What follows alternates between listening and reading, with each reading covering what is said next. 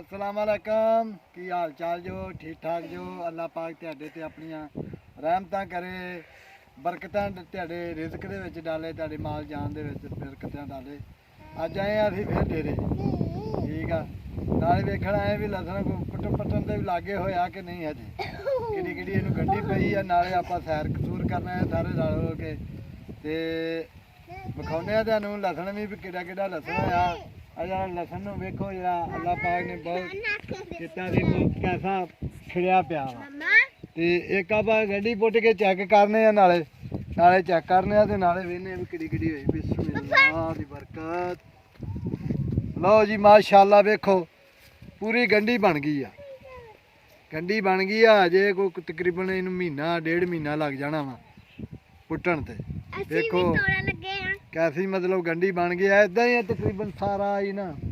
सारा ही इदा माशाअल्लाह चंगा लसन होया वा ते बाकी भी आया वा ते लसन जरा पाना आ देखो विचों मको थोड़ा घट भी हुंदा ज़्यादा भी हुंदा ते आया ते ओ देखो किदां मस्तियां कर रहे ने सारे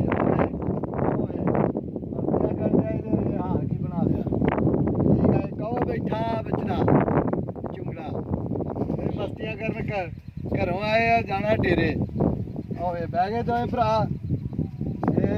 देखो। हाँ भाई कितना मजा आ रहा कि नहीं मजा आ रहा जरा बाय बाय करो अस्सलाम वालेकुम लो हाँ बाय बाय करो देखो जरा या वेख लो हुण साडी फैमिली आ पूरी ए बच्चे ने मेरे चारे दो कुड़ियां ते दो मुंडे ठीक आ ते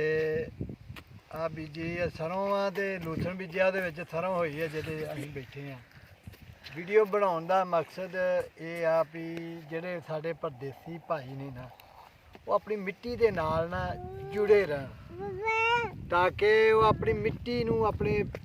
वतन नूं अपनी धरती मां नूं भुल्लण ना ते इन्हां चीज़ां नूं होणगे लख लेकिन अपनी मिट्टी दी जिहड़ी खुशबू आ ना